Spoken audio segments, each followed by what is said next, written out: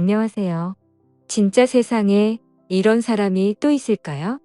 모든 게 다 전부 연기였습니다. 지금부터 제 사연을 들어주시고 현명한 조언 부탁드려요. 우리는 첫 만남부터 영화 같았습니다. 남편이란 놈을 처음 보게 된 날은 집 앞 카페 앞이었습니다. 우리 집 앞에는 카페 거리가 예쁘게 자리 잡고 있어서 주말이면 동네 친구들과 커피 한 잔을 하는 게 일상이었죠. 그날은 참 햇살이 예뻤던 걸로 기억됩니다. 허나 제 마음은 먹구름이 잔뜩 낀 날이기도 했습니다. 3년이나 사귄 남자친구와 이별을 한 다음 날이었거든요. 술을 먹으면 괜히 울면서 남자친구에게 전화라도 하게 될까봐 기운 좀 차리려고 일부러 대낮에 친구들을 만난 거죠. 커피 한 잔을 하면서 쿨한 척 수다 떨고 웃고 그러다가 잠깐 카페 밖에 있는 화장실을 다녀오려고 카페 문을 연 순간 지금의 남편과 처음 마주치게 됐습니다. 선한 인상에 깨끗한 피부 깔끔한 옷차림 큰 키 오가명에 귀티 나는 남자였고 제가 화장실을 다녀올 때까지 그 자리에 서 있더군요.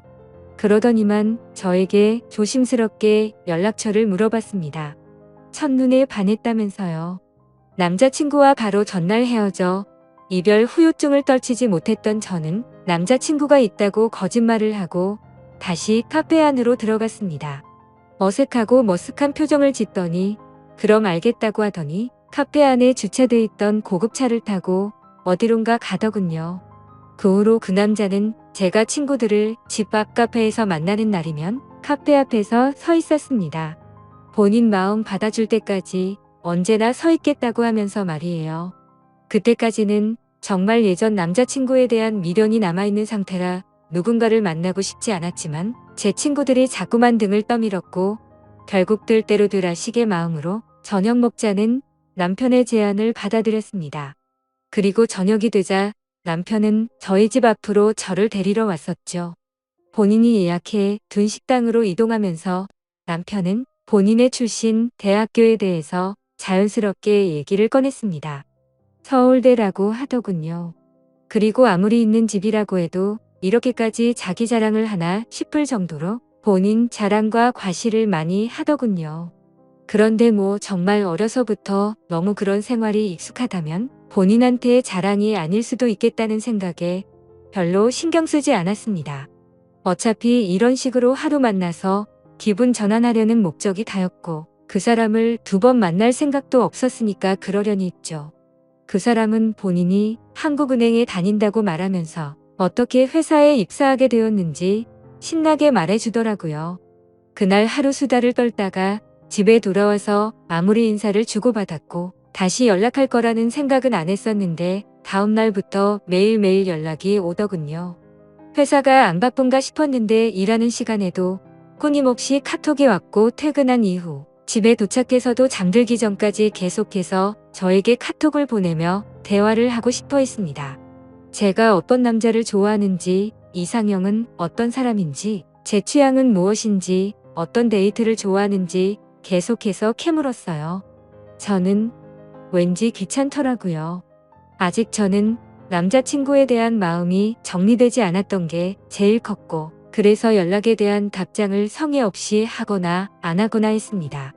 그렇게 본인에게 관심 없어 하는 저에게 남편은 정말 끊임없이 연락을 했고 생각해보면 그 남자는 제가 좋아한다고 했던 이상형에 맞춰서 연애 기간 내내 다정하고 성실하고 자기 일에 열정적인 그런 남자인 척 참 열심히도 연기했었네요.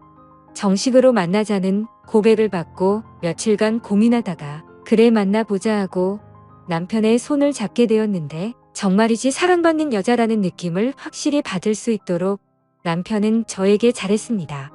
주말 이틀 모두 다 저를 보러 와서 밤까지 알찬 데이트를 했고 시도 때도 없이 찾아오더라고요.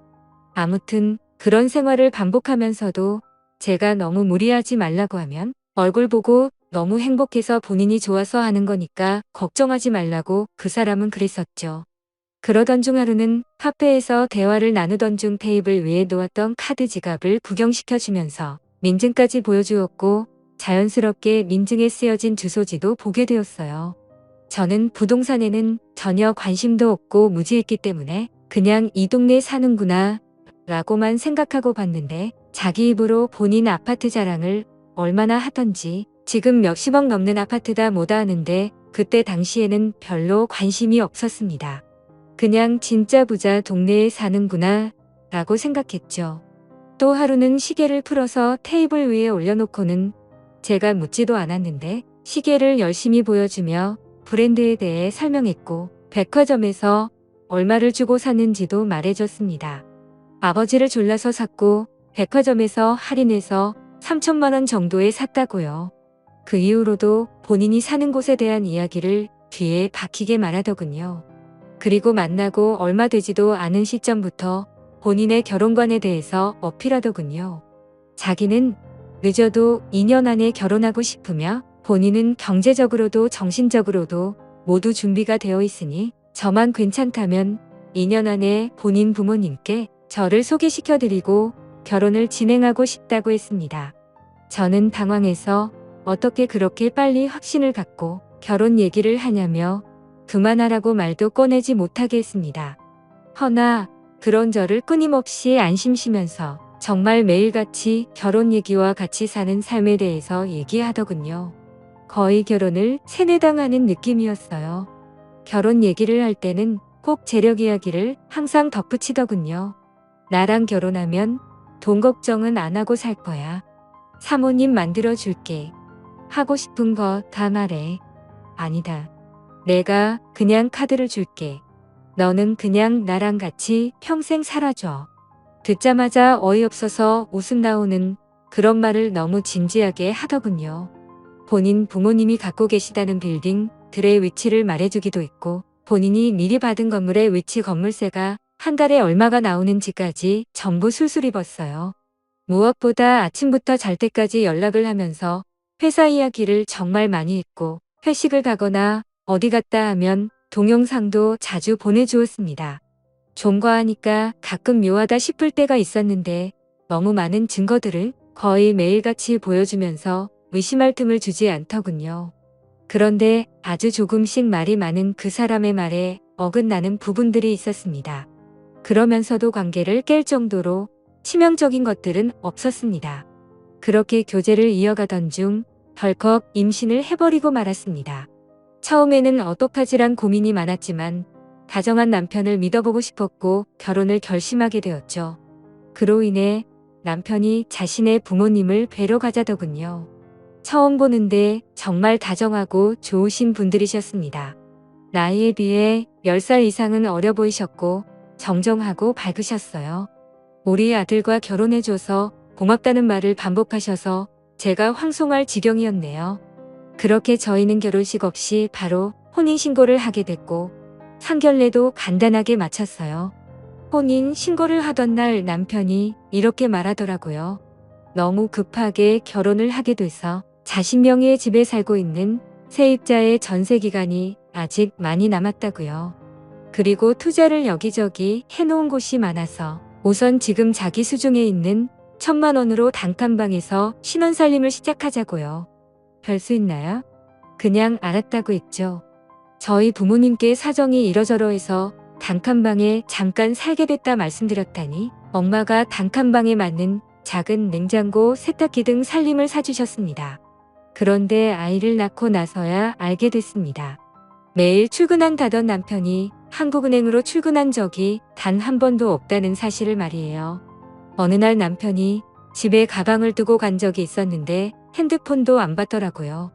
그래서 회사에 걸면 될까 싶어 남편이 근무한다고 말했던 부처 전화번호를 찾아서 전화를 했더니 그런 이름을 가진 사원이 없다는 겁니다. 제가 이렇게 믿었던 것도 결혼 전에도 출입증을 보여주고는 했거든요. 남편이 가지고 다녔던 그 출입증은 도대체 어디서 훔쳤던 걸까요?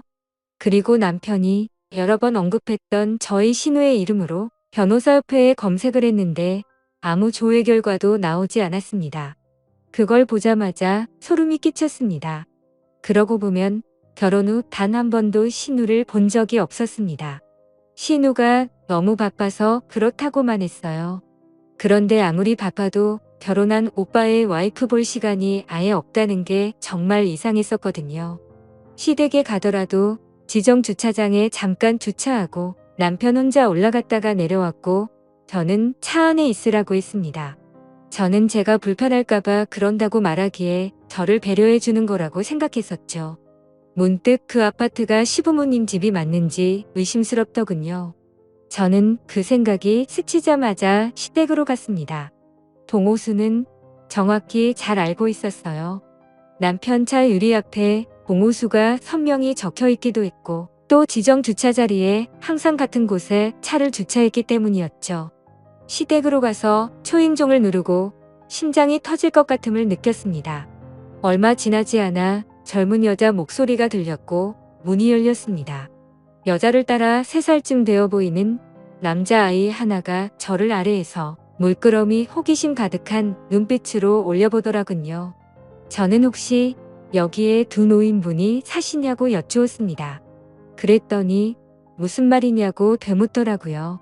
정말 실례지만 여기 전세로 계시는 거냐고 여쭤봤더니 본인들이 이 아파트 분양할 때부터 매매했었고 쭉 살고 있다고 말하더군요. 그렇습니다.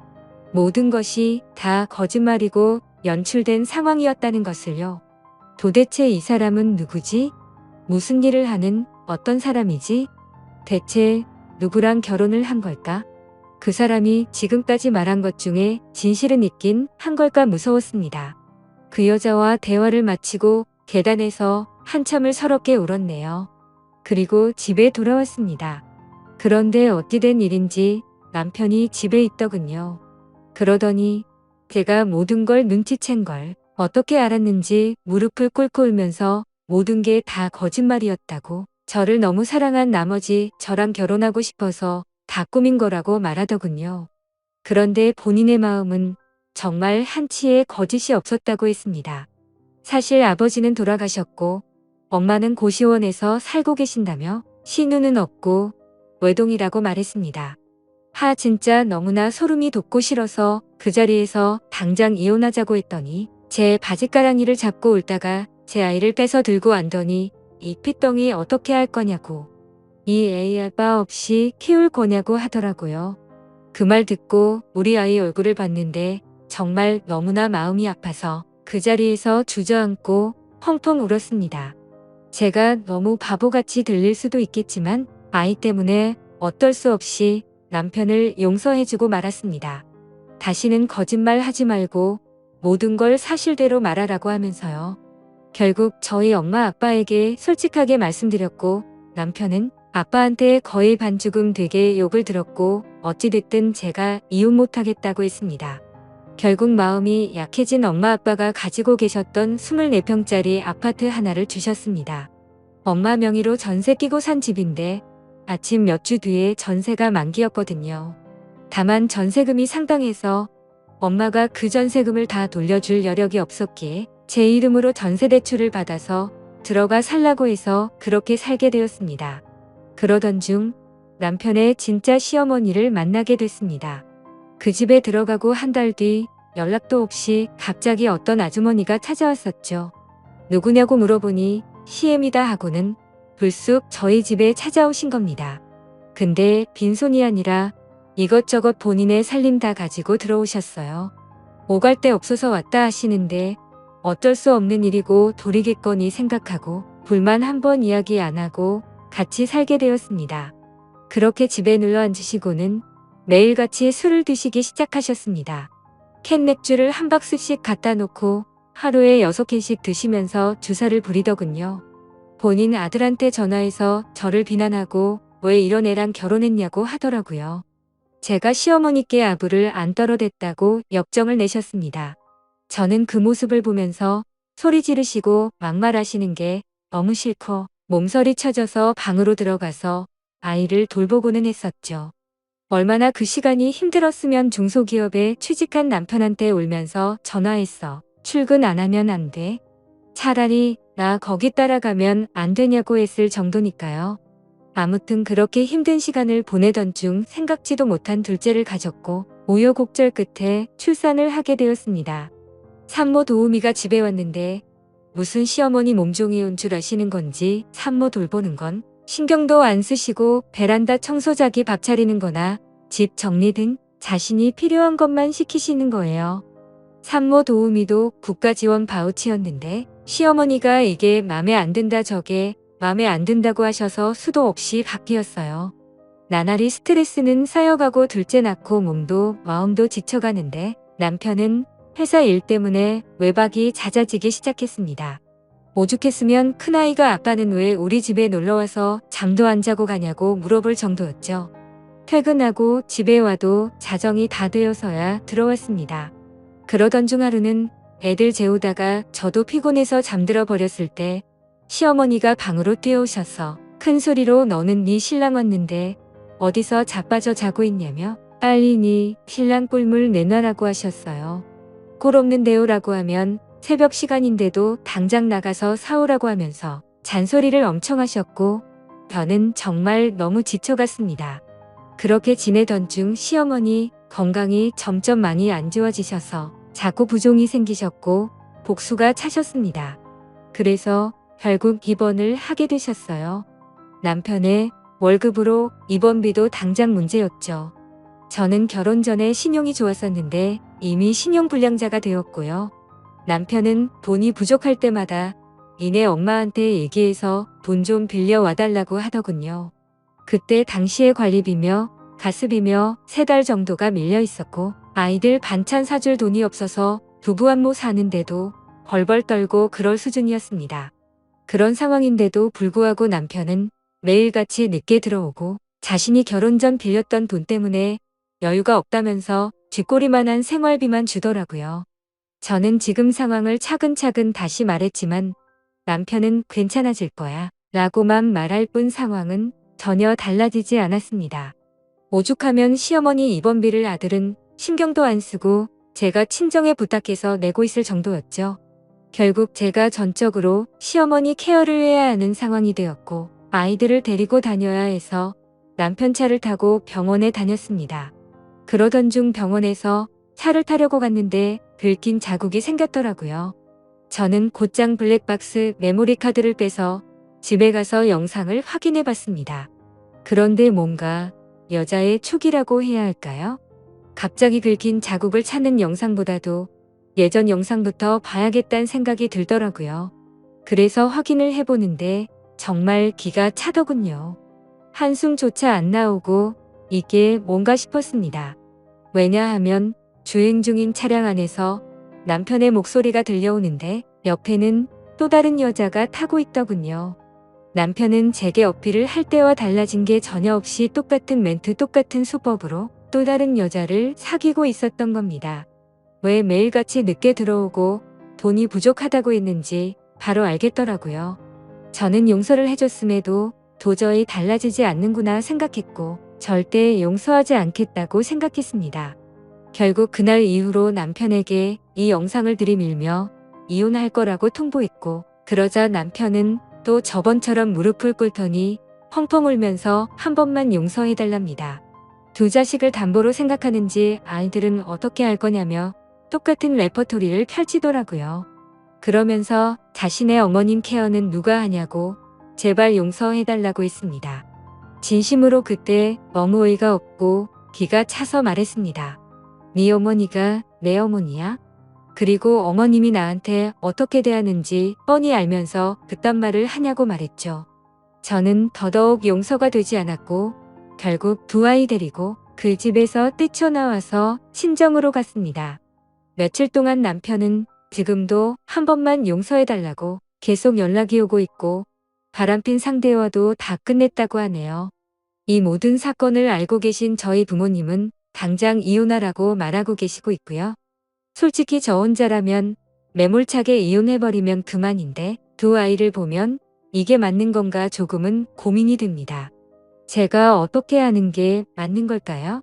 제 사연 읽어주셔서 감사합니다.